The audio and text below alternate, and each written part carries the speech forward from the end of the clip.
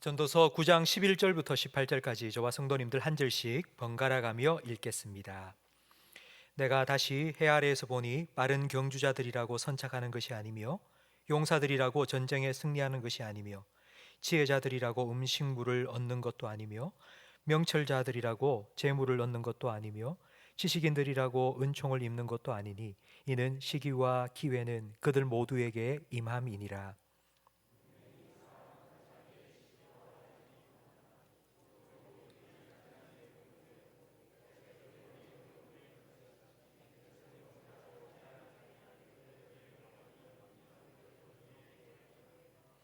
내가 또 해 아래에서 지혜를 보고 내가 크게 여긴 것이 이러하니 곧 작고 인구가 많지 아니한 어떤 성읍에 큰 왕이 와서 그것을 에워싸고 큰 흉벽을 쌓고 치고자 할 때에 그 성읍 가운데에 가난한 지혜자가 있어서 그의 지혜로 그 성읍을 건진 그것이라. 그러나 그 가난한 자를 기억하는 사람이 없었도다.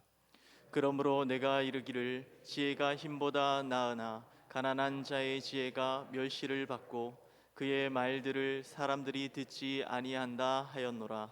조용히 들리는 지혜자들의 말들이 우매한 자들을 다스리는 자의 호령보다 나으니라.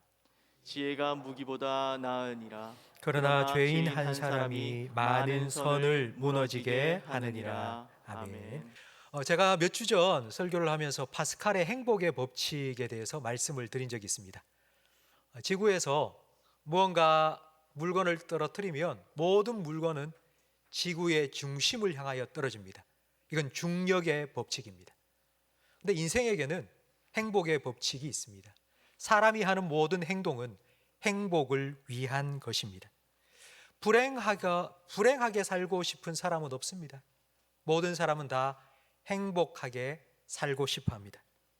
그래서 사람들은 노력합니다. 11절 말씀에 나온 것처럼 남들보다 더 빨리 가려고, 그리고 남들보다 더 힘이 강하려고, 그리고 남들보다 더 많은 것을 알고 배우려고 애쓰고 노력합니다. 이 노력의 결과가 당연히 행복이어야 하는데, 노력한 만큼 행복해져야 하는데 그렇지 않다고 말합니다. 11절 말씀해 보니 빠른 경주자들이라고 1등하는 게 아니고 용사들이라고 전쟁에서 승리하는 것도 아니고 똑똑한 사람이라고 돈을 더 많이 버는 것도 아니라고 말씀합니다. 물론 이런 조건을 갖추면 유리합니다. 그러나 그것이 성공의 당연한 결과로 이어지지는 않습니다. 의외의 일들이 우리 인생에는 너무나도 많이 일어납니다. 토끼가 더 빠르지만 거북이가 이겼습니다. 골리앗이 더 힘세지만 다윗이 이겼습니다. 지금까지 여러분 살아오시면서 어떠셨습니까? 여러분 학창 시절에 열심히 공부한 만큼 성적이 나왔습니까? 아니면 직장 생활 하시면서 열심히 일한 만큼 성과를 거두셨습니까? 우리가 숫자를 헤아리면 1, 2, 3, 4, 5 1 다음에 2가 나오는 게 당연합니다.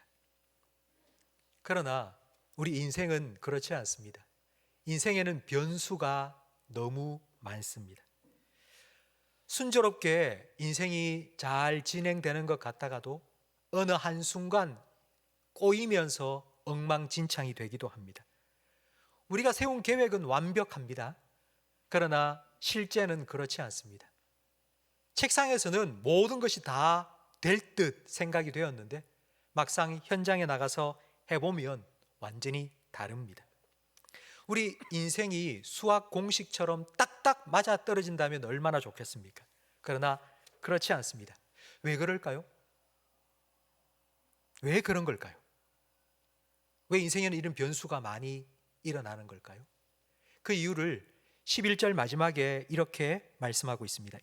그 이유는 시기와 기회는 그들 모두에게 임하기 때문이다.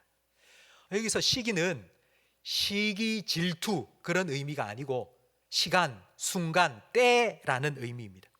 과연 어떤 시간이고 어떤 순간일까요? 성공의 때, 성공의 기회라는 뜻일까요? 이 시기와 기회가 어떤 때인지 12절 말씀은 우리에게 잘 설명해 주고 있는데 우리 12절 말씀을 함께 읽어보겠습니다. 분명히 사람은 자기의 시기도 알지 못하나니 물고기들이 재난의 그물에 걸리고 새들이 올무에 걸림같이 인생들도 재앙의 날이 그들에게 호련히 임하면 거기에 걸리느니라. 아멘. 물고기가 그물에 걸리는 때, 그리고 새가 올무에 걸리는 때 모르듯이 인생들도 재앙의 날이 그들에게 임한다고 말씀합니다. 그러니까 11절에서 말한 모든 사람에게 시기와 기회가 임한다 할 때 이 시기와 기회는 바로 인생에 찾아오는 불행의 시간입니다. 우리가 아무리 철저히 준비하고 대비를 한다 해도 이 불행이 찾아오는 것을 우리는 막을 수 없습니다. 예고 없이 찾아오고 허락도 없이 불쑥 우리의 삶에 들어와서는 모든 평안을 휘저어 놓아버리고 그리고 행복을 빼앗아가는 불행, 그 불행이 우리에게 찾아오는 때가 있습니다. 작년 6월 버스 정류장에 버스 한 대가 섰습니다. 근데 그때에 바로 그 정류장 옆에 5층짜리 건물 철거 작업을 하고 있었는데 그 건물이 그만 버스 위에 무너졌습니다. 버스에 타고 있던 9명이 그만 그 자리에서 목숨을 잃고 말았습니다.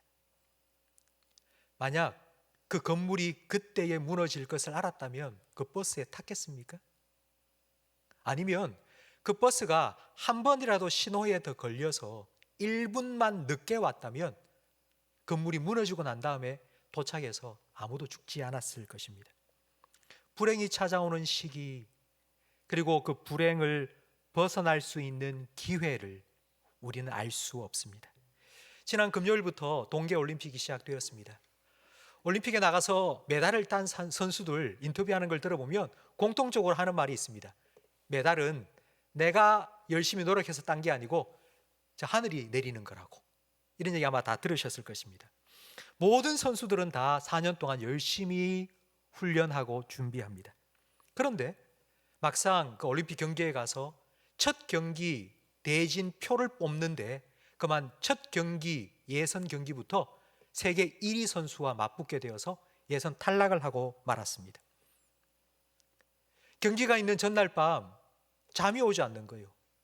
뜬 눈으로 밤을 새우고 경기에 임하니 제 기량을 발휘할 수가 없습니다.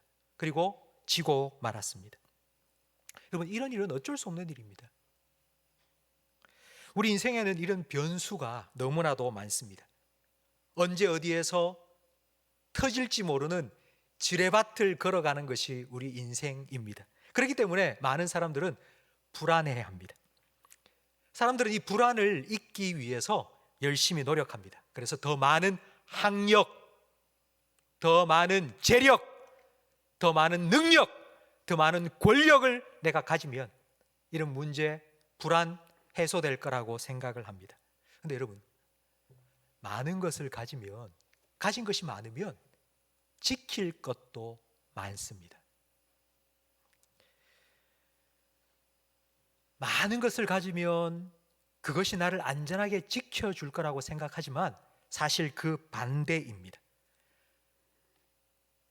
요만한 그릇에 물을 담아 놓으면 그 그릇이 깨지면 요만큼 물이 사라집니다.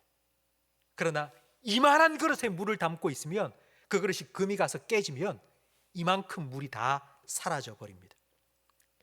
지킬 게 많은 사람, 가진 게 많은 사람은요, 밤새워서 그걸 지켜야 합니다. 그래서 쉴 수가 없습니다.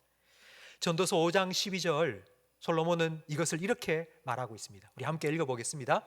노동자는 먹는 것이 많든지 적든지 잠을 달게 자거니와 부자는 그 부요함 때문에 자지 못하느니라.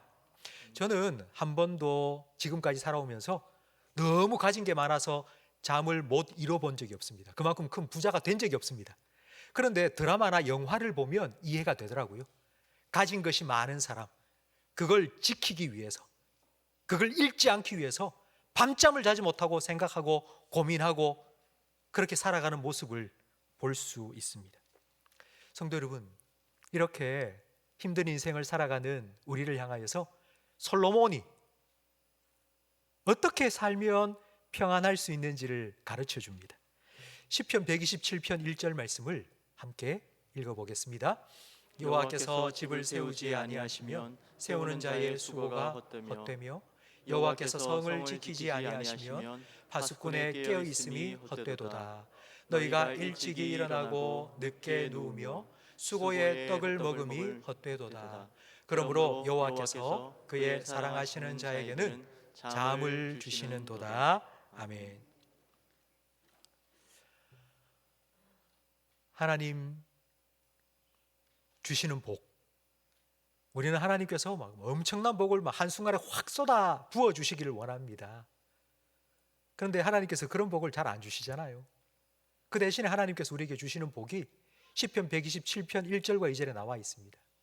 한마디로 말하면 밑빠진 독에 물 붓기가 되지 않도록 우리의 삶을 지켜주시는 복입니다.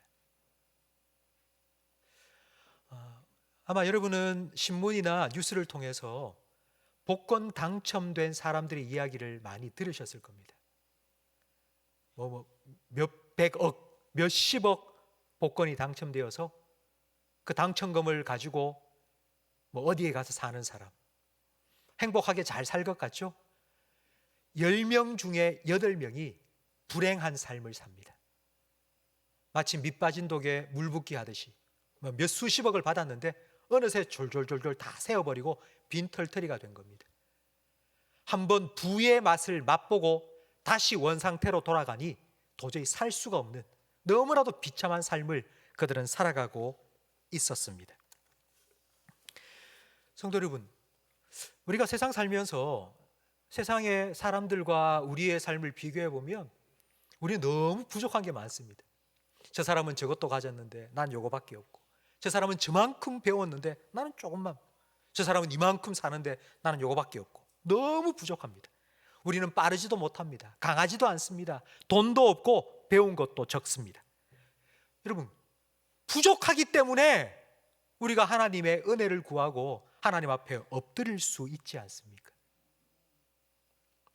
예수님께서 첫 기적을 행하신 곳이 갈릴리 가나 혼인잔치입니다. 거기에서 물로 포도주를 만들어 기적을 행하셨습니다. 예수님의 어머니 마리아도 그 혼인잔치에 초대되어 가셨습니다. 어머니가, 마리아가 예수님께 야, 포도주가 떨어졌단다 라고 말했을 때 예수님은 이렇게 말씀하셨죠. 나하고 무슨 상관입니까? 내 때가 되지 않았습니다. 아직 내가 기적을 행할 그 때가 되지 않았다는 것입니다. 그럼에도 불구하고 예수님께서는 기적을 행하셨습니다. 왜일까요? 여러분, 왜 예수님께서 기적을 행하셨을까요? 내 때가 아니라고 하셨음에도 불구하고. 잔치집에 포도주가 떨어졌기 때문입니다. 만약 그 잔치집의 주인이 포도주를 엄청나게 준비해 놓았다면 과연 물이 포도주로 변하는 그 기적이 일어났을까요? 예수님의 말씀을 들으러 온 5천 명이 아이고 그래도 혹시라도 늦을 수 있으니까 도시락 싸가지고 가자, 잘 준비해서 왔다면 과연 오병이어 기적이 일어났을까요? 성도 여러분, 여러분의 삶에 빈 곳이 있습니까? 부족한 곳이 있습니까? 그 빈 곳을 세상 사람들과 똑같이 세상의 것으로 채우려고 하지 마시고 그 빈 잔을 들고 주님께 나아가시기 바랍니다. 주님, 채워주세요. 내 잔을 높이 듭니다. 주님의 은혜로, 주님의 능력으로 나의 이 빈 곳을 좀 채워주십시오. 주님께서 여러분의 빈 잔을 채워주심으로 여호와는 나의 목자시니 내게 부족함이 없으리로다 라는 이 간증을 여러분의 입술을 통하여서 듣게 하실 것입니다. 하나님께서는 반드시 여러분의 삶에 하나님의 은혜를 채워 주실 것입니다.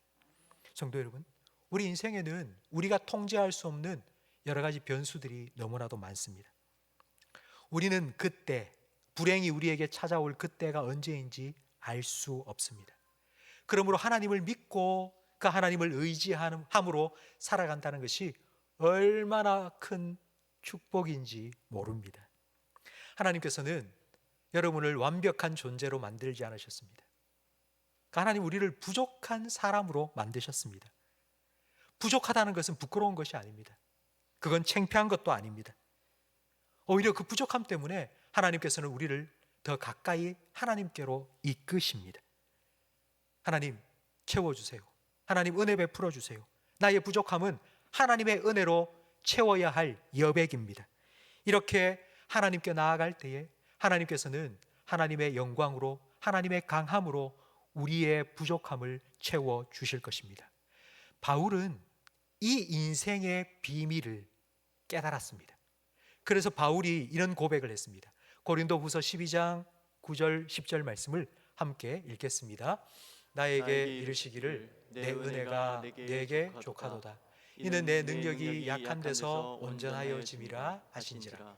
그러므로 도리어 크게 기뻐함으로 나의 여러 약한 것들에 대하여 자랑하리니 이는 그리스도의 능력이 내게 머물게 하려 함이라. 그러므로 내가 그리스도를 위하여 약한 것들과 능욕과 궁핍과 박해와 곤고를 기뻐하노니 이는 내가 약한 그때에 강함이라. 아멘. 성도 여러분, 우리가 약할 때에 주님께서 우리의 강함이 되어 주심을 믿으시기 바랍니다. 하나님께서는 우리의 목자가 되셔서 한 치 앞도 내다볼 수 없는 우리 인생 앞서 걸어가시면서 가장 선한 길로 우리를 인도해 주십니다. 그렇기 때문에 불행한 일이 언제 우리에게 닥칠지 불안해하며 살지 마세요. 그 하나님께 내 삶을 온전히 맡기고 그 하나님의 인도하심을 따라 걸어가세요. 그것이 하나님께서 우리에게 주신 믿음의 축복이요, 그 믿음 안에서 살아가는 것이 우리가 누릴 수 있는 가장 큰 행복입니다. 만약 여러분 마음속에 그래도 목사님 불안한데요, 이제 좀 살만하게 되었는데 갑자기 덜컥 안 좋은 일 생기면 어떻게 해요? 그럼 이건 너무너무 진짜 너무 불행하지 않습니까? 라고 혹시 생각하시는 분이 계십니까? 그렇다면 예수님께서 여러분에게 가르쳐 주신 기도를 하나님께 드리세요. 예수님께서는 우리에게 이런 기도를 하라고 가르쳐 주셨습니다. 시험에 들게 하지 마시고 다만 악에서부터 구하여 주십시오. 우리는 매일매일 이 기도를 하나님께 드리고 있습니다. 그럼 하나님께서는 매일매일 그 기도에 응답해 주셨습니다. 성도 여러분, 여러분 지난 한 주간 하나님께서 여러분을 시험에 들지 않도록, 그리고 악한 자의 손에 빠지지 않도록 지켜주셨기 때문에 우리가 오늘 이 자리에서 하나님을 예배할 수 있습니다. 하나님께서는 여러분의 기도, 주님께서 가르쳐 주신 기도대로 하나님께 드리는 그 기도에 지금도 응답해 주셨고요, 지금까지 앞으로도 응답해 주실 줄로 믿습니다. 아무 일 없이 하루를 살았다 생각될 때가 있죠.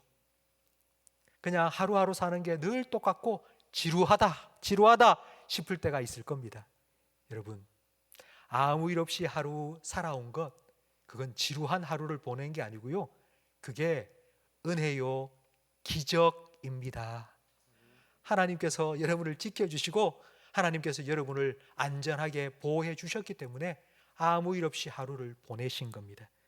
예측할 수 없는 불확실한 세상 속에서 언제 불행이 나에게 찾아올지 불안해하며 살지 마시고 여러분의 삶을 지키시고 우리 기도에 응답해 주실 그 하나님을 믿음으로, 그 믿음 안에서 참된 평안을 누리며 행복하게 살아가시기를 주님의 이름으로 축원합니다.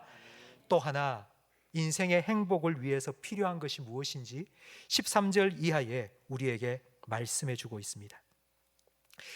솔로몬이 자기가 경험한 한 가지 이야기를 들려주고 있습니다.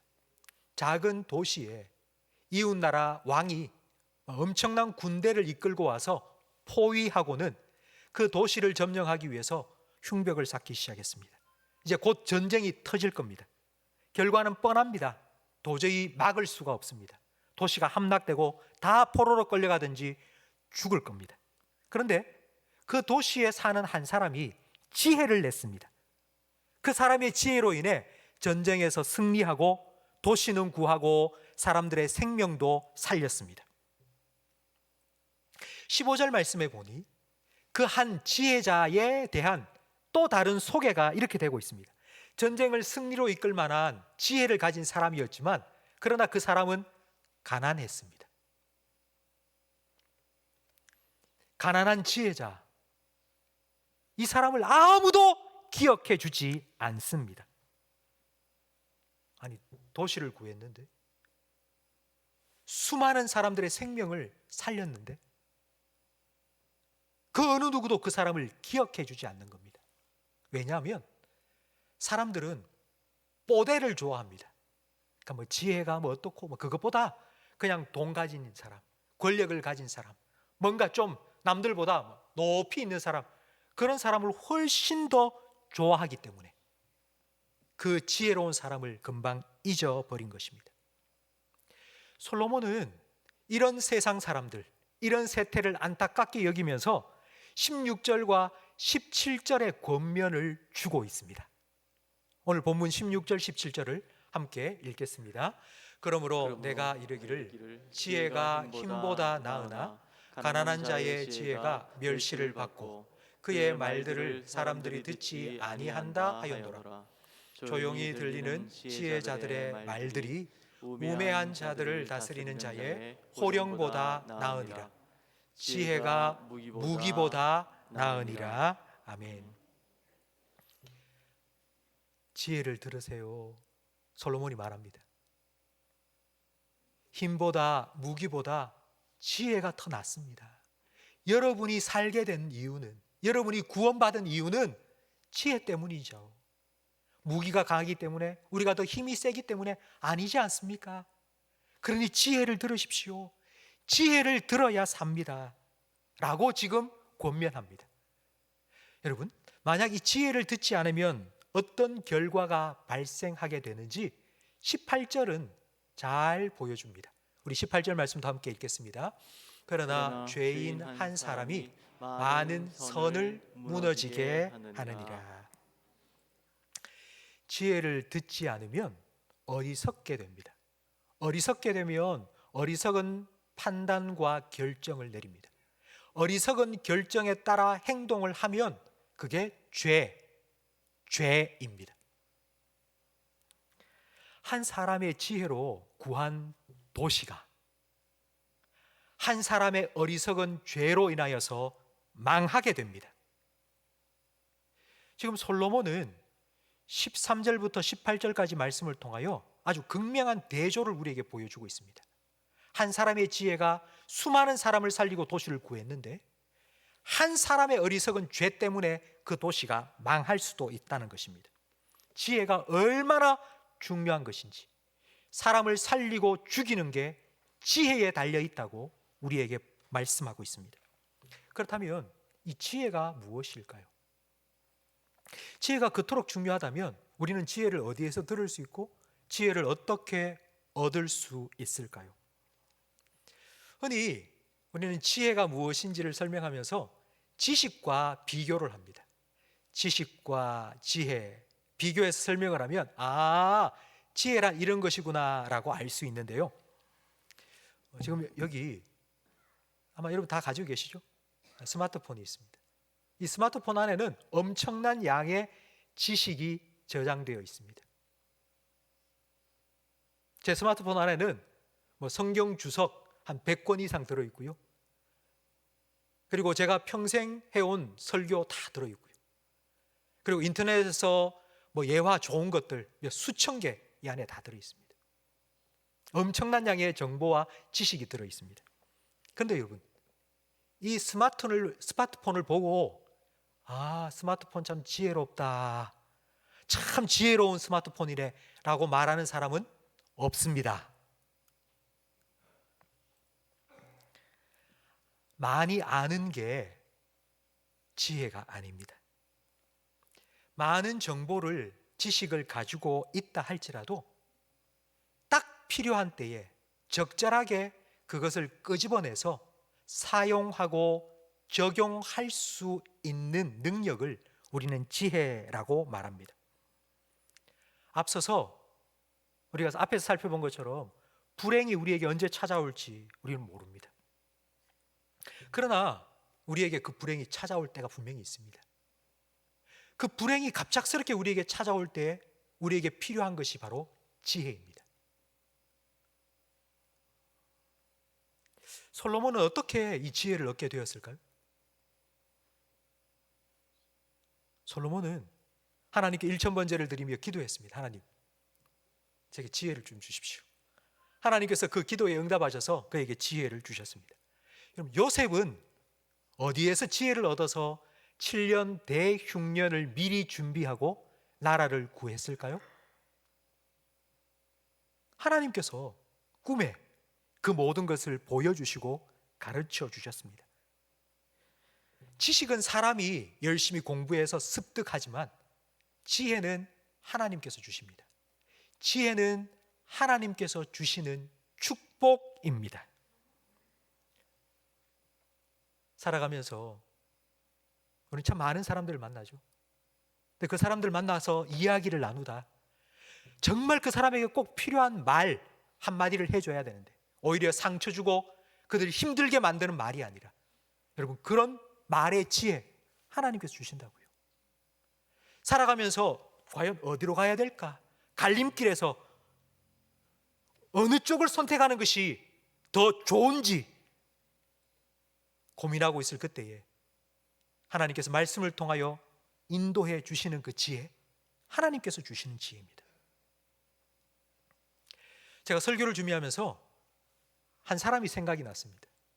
이 사람은 한국과학기술원 카이스트의 산업디자인과 교수이면서 지금 롯데그룹에 스카웃이 돼서 롯데 회장님 바로 옆에 사무실을 만들고 디자인 총괄 사장으로 함께 일하고 있는 바로 배상민 교수입니다. 제가 좋아하는 텔레비전 프로그램 중에 하나가 유퀴즈인데요. 최근에 이 유퀴즈에 이분이 나오셨어요. 그래서 계속 이야기하는 걸 제가 좀 들었습니다.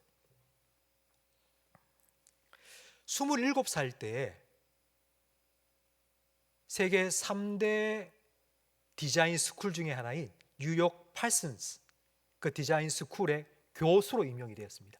유학을 간 게 아니고 27살에 최연소 교수가 되었고 동양인 최초의 교수가 되었습니다. 그가 교수가 되고 난 후 수많은 미국의 회사에서부터 디자인 의뢰가 들어온 거예요. 이것 좀 디자인해 주세요. 우리 회사 제품 좀 디자인해 주세요. 엄청난 들어온 겁니다. 한 건 할 때마다 몇 억씩 수입을 얻었습니다. 그런데 자기가 하고 있는 일이 뭔가 곰곰이 생각을 해보니 어느 날 갑자기 이런 생각이 들더랍니다. 여기 컵이 있습니다. 기존의 제품이 있습니다. 그런데 회사에서 자기한테 의뢰하는 거는 이 컵보다 더 예쁜 컵을 디자인해 주세요. 그래서 사람들이 지금 이 컵을 쓰고 있지만 그거 갖다 버리고 당신이 새롭게 디자인한 그 컵을 사도록 만드세요. 이게 회사에서 돈을 몇 억씩 주면서 자기한테 부탁하는 내용이었습니다. 그래서 자기는 이렇게 깨달은 겁니다. 지금 내가 하고 있는 일은 아름다운 쓰레기를 만드는 거구나.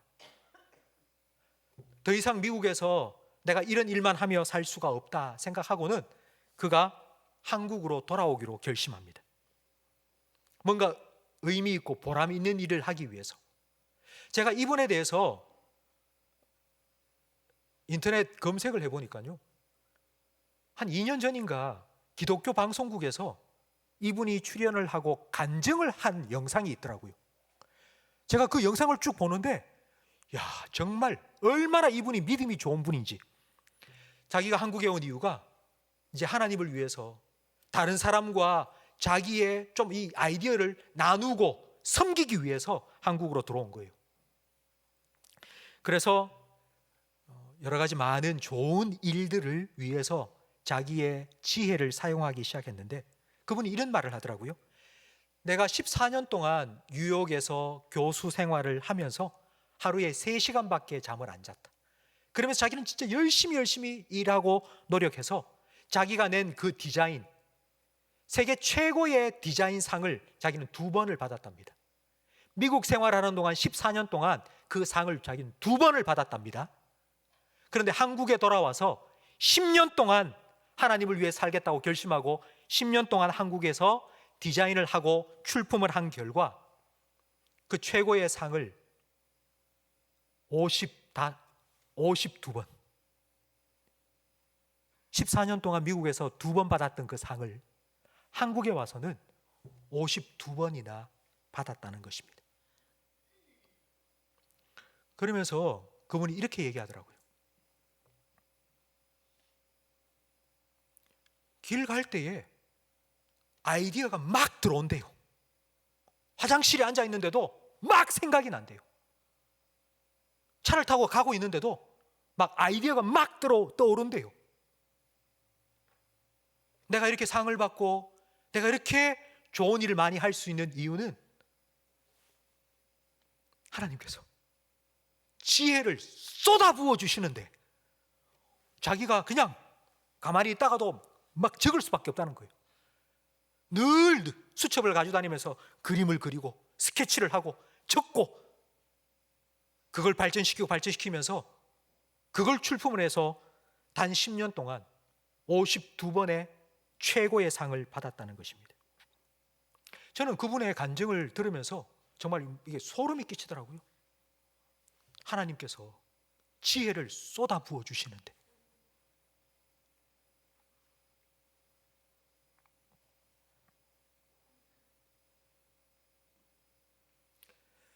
그분이 그 간증을 하면서 이런 얘기를 하셨습니다. 사람에게는 3가지 눈이 떠여져야 되는데 첫 번째는 뇌안이랍니다. 그러니까 뇌라는 건 지식적으로 어떤 사물을 보는 거예요. 이건 종이로 만들었고 이건 나무로 만들었고 그냥 사물의 표면을 보고 뭐다 하고 알 수 있는 그게 뇌안이라는 것입니다. 두 번째는 심안이 있답니다.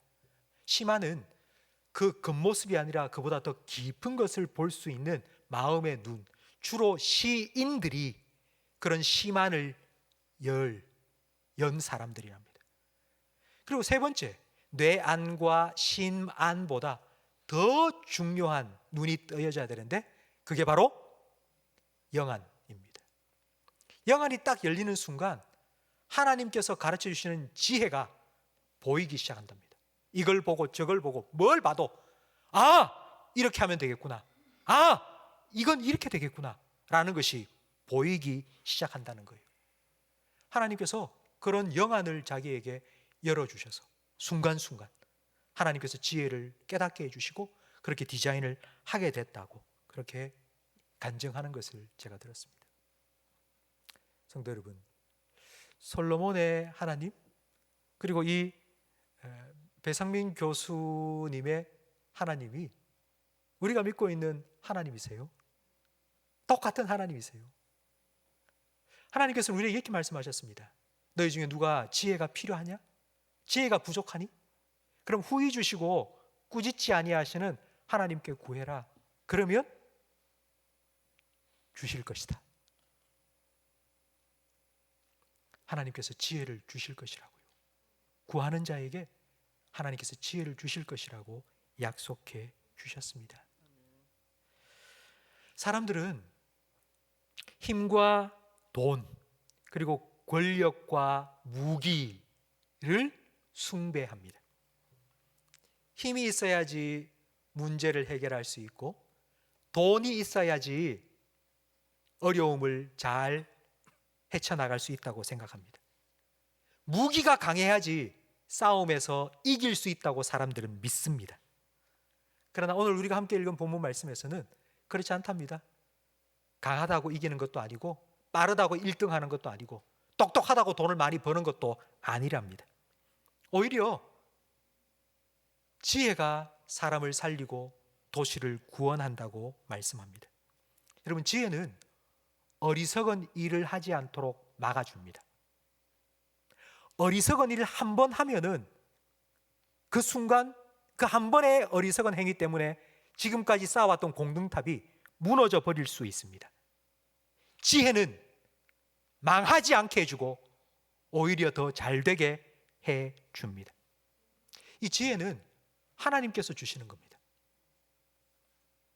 하나님께서 말씀을 통하여 우리에게 지혜를 들려주십니다. 그렇기 때문에 여러분, 하나님의 말씀을 읽으세요. 하나님 말씀을 들으세요. 하나님 말씀을 묵상하세요. 하나님 말씀을 암송하세요.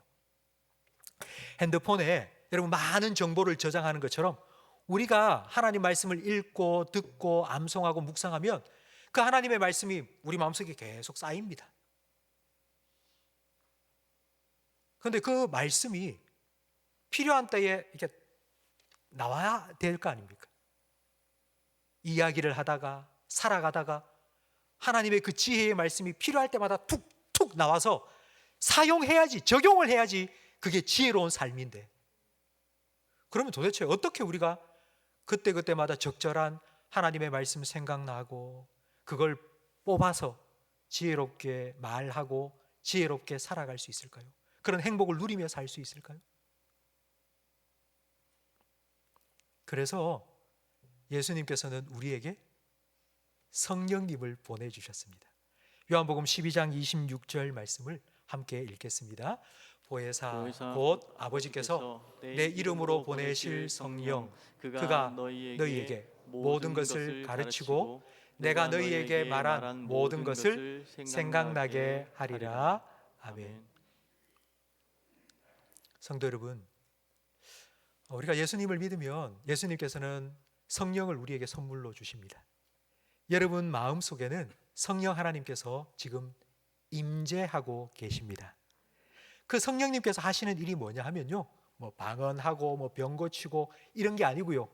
성령이 우리 안에서 하시는 가장 중요한 일은 하나님의 말씀, 지혜의 말씀을 가장 필요한 때에, 적절한 때에 생각나게 하시고 가르쳐 주셔서 그 말씀에 순종하며 삶으로 지혜로운 삶, 행복한 삶을 살도록 도와주시는 것입니다. 그렇기 때문에 우리는 성경 말씀을 가까이 하고 그리고 성령님께 민감해야 합니다. 지혜의 말씀을 우리가 읽고 듣고 그리고 성령의 인도하심을 따라 살아갈 때에 성령님께서는 말씀을 통하여 우리를 의의 길로 그리고 행복한 삶으로 인도해 주실 것입니다. 하나님은 여러분이 행복하기를 원하십니다. 부모가 가장 기쁠 때는 자녀가 기뻐할 때입니다. 부모가 가장 행복할 때는 자녀가 행복해 할 때입니다. 하나님도 마찬가지입니다. 하나님이 언제 기뻐하실까요? 하나님이 언제 행복해 하실까요?